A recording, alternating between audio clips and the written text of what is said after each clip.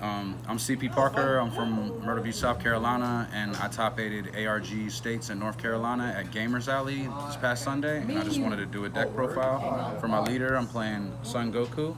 On the front side, you can skip your charge step and activate his ability and discard a card from your hand, and then you can take 2 cards in your life and add it to your energy, and you cannot have more than 6 energy, and the same goes for on the back. You can't have more than 6, but when he attacks, you draw a card, and at the end of your turn, you get to untap any 3 lands that you control as long as you're awakened. So this guy can help you be really aggressive and defensive at the same time, so it's just really good. He's really just busted. All right, one of the big reasons for me to play this deck is the legendary flute. This guy says if your leader card is blue, you can bounce a battle card 3 or less. If you bounce your own card, then you get to draw a card. So this guy is not only a removal spell in the form of bouncing something your opponent controls, but you can bounce your own guys, which leads to some degenerate plays, especially since you draw a card when you do it. So here's some of the stuff that I played with it.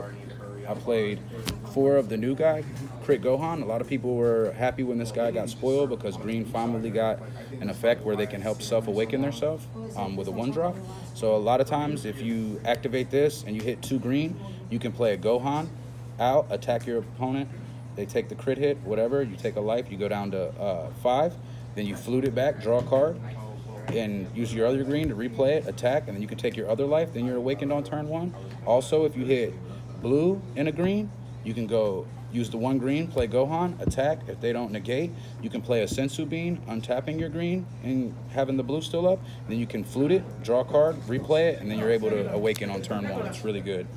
Another 1-drop we're playing, pretty standard in blue, is the Boo. I only played through 3 of these because I wanted to make room in my deck for some of the other cards that I'm playing. But this guy is just one blue, draw a card, flute it, draw another card. If you have the energy, play it again, draw another card. So it just like helps you build up that hand advantage. The next card I'm playing, and it's a huge reason for you to be in green, is Nail the Namekian Ace. His auto is Bond 2. That means if you have him and 1 other guy out on the field, you'll get his auto. This guy's basically a BCC Gohan in red, but he's 1 in a green. When you attack with him, if you have Bond, if you have 2 guys out, then you'll get his auto to draw a card, and he goes up to 15K. So this guy just is really insane, and a lot of times you can play him, attack, draw the card, and if you don't want him to be attacked on the way back, you can just flute it back to your hand to draw a card and put him back, so you can play him again next turn to get some more advantage. The next card I played that's really insane with the flute is the Combo Gohans. Like I said, you untap 3 energy at the end of your turn, every turn, so you always have energy to spend for negates and combos or whatever, and this guy is just really good. He gives you plus 10K, and then he comes in tapped after the battle. So what you do is you combo with him, put him on the field. If he lives, you untap. You can attack their guys or attack their leader, and then before your turn's out, you can flute it back to your hand to draw a card, and then you have it for the next turn if you want to defend. The next card I'm playing Tapion at 2. I wasn't playing him in States, but I made the change to 2 of him because the only games I lost were the games where they stalled me out and I couldn't awaken myself because I didn't have a flute to play another Gohan, or I didn't have double Gohan. So sometimes when you're stuck at the 5 or 6 life, you can just play this guy, take the life, bounce one of their guys on the top of their deck so they don't get a new draw, and then you got a 15K guy out to attack guys. Another reason to play green is for the negates. I knew I wanted 7 to 8 negates on my deck, and I just feel like this green negate is insane. Whenever opponent attacks, you can negate their attack and pop a 1-drop. So the unyielding Trunkses that help them awaken, the Kabbas, the newfound power Son Gohans, you can have good play against all those decks, while still, if they're not playing cards like that and they're just playing cards like Master Roshi and Boo, sometimes you still need the negate, and then you can pop the 1-drop so they don't have the combo off of it. So this guy is just really good. Another card, like I said, I wanted 7 to 8 negates. So in blue, Coercion Staple. You don't have to spend the blue to you pay a blue to cast it, but then it untaps right away, so you don't lose any of your energy and you can keep defending. Next up, I'm playing 4 of the Unbreakable Super Saiyan Son Goku. This guy is just insane. You get to untap 3, so this is another card that just helps you defend, keep churning through your deck. And some people don't like this guy because he's red and you can hit it off of the SS3 on turn 1.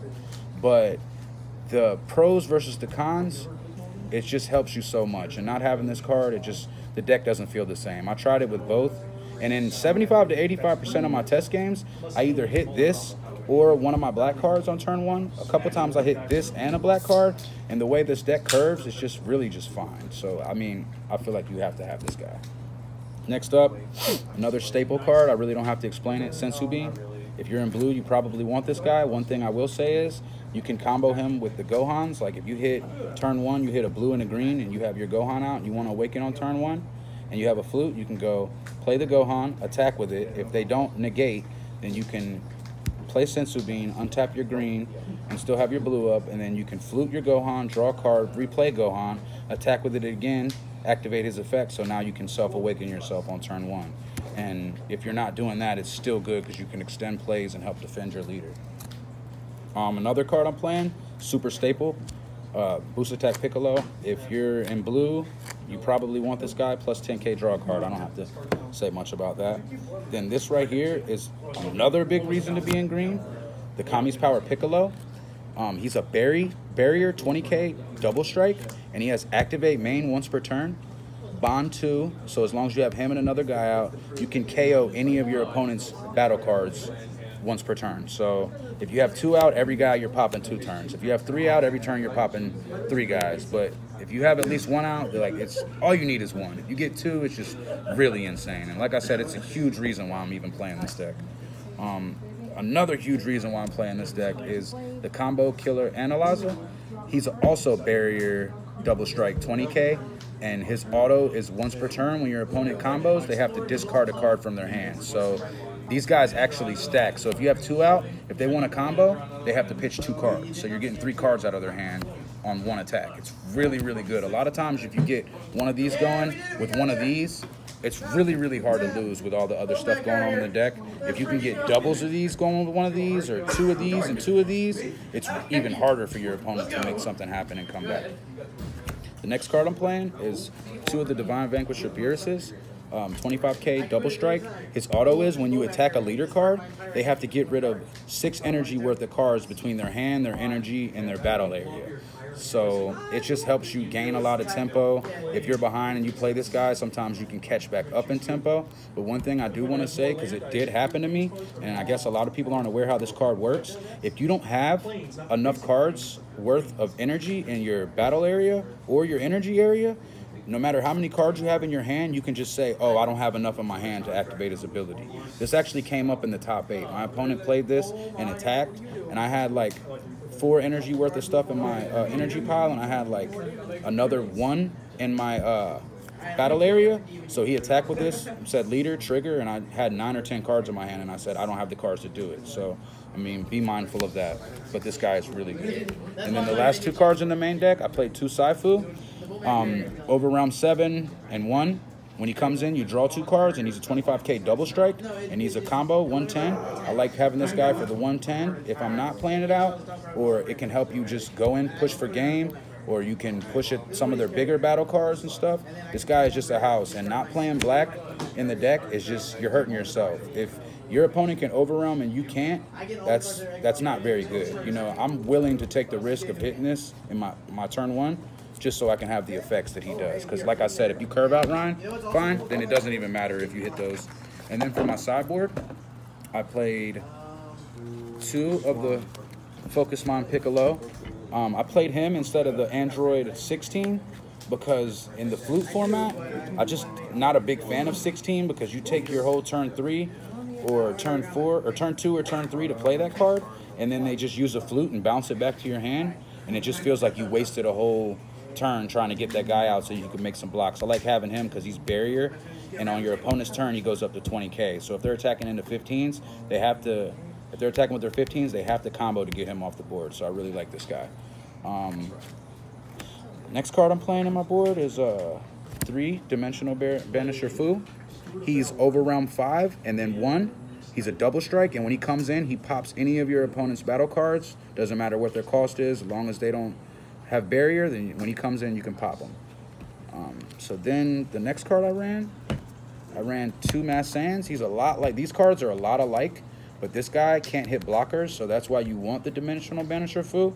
But this guy is really good in the aggro matchup, because when they're playing a lot of the low drops, if they spam the board and you just want to clean them up, then you can just play this guy and get rid of 5 energy worth of guys. He's really, really good. Double strike. He's just a staple card.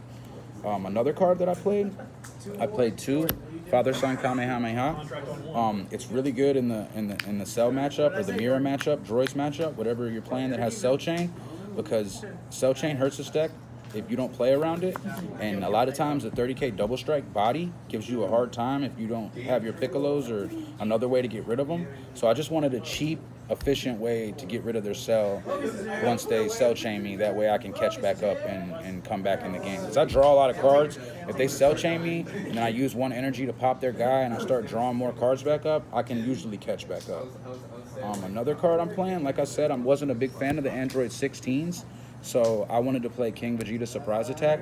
It basically turns one of your guys into a 16, and at worst, you can use it to combo 10k on an attack or, you know, whatever you're doing. It's a really good card. I like having it. A lot of people don't play around it, and I mean, it's a card that's really hard to play around, and sometimes your opponent will play around it too much, and that'll help you out. Like a lot of times you'll end up charging it, draws a card, and then you can use the flute to bounce it, draw another card, and you can keep playing it out. I also wanted it because Shugesh decks, they're not a thing right now, but just in case I went against a deck that was playing Shugesh, I didn't want them to have access to putting things into play, so I played 2 of those guys. And then for the Big Daddy, the last 2 cards on the board, I played 2 Fu Shrouded in Mystery. This guy basically says Overwhelm 10, and then you pay 6 energy, you basically win the game, because he turns off all your opponent's effects and stuff like that. Basically, one of the only things you can do once he comes out is combos. He basically reads, he says, when you play this card using Overwhelm, your opponent can't activate skills on cards other than their leader until the beginning of your next turn. So it shuts you down for the turn he comes out and your next turn. So a lot of times it's just game. You build up a handful of negates, they play this, you can't negate. You build up a board full of blockers, you play this, they can't block. It's 30k double strike. So most of the time you play this guy, it just wins the game. Like I said, the deck is really fun. I enjoyed playing it a lot. I had a really good time in North Carolina. I just wanted to show you guys how I played it, because I've seen there's a lot of different builds going around, and I just wanted to showcase what my build looked like. And if you guys decide to pick it up, that's what's up. I want to give a shout out to Team Wiseguys. I want to give a shout out to K&K Gaming. Give a shout out to Myrtle Beach Gaming. I'm CP signing off. Thanks, guys.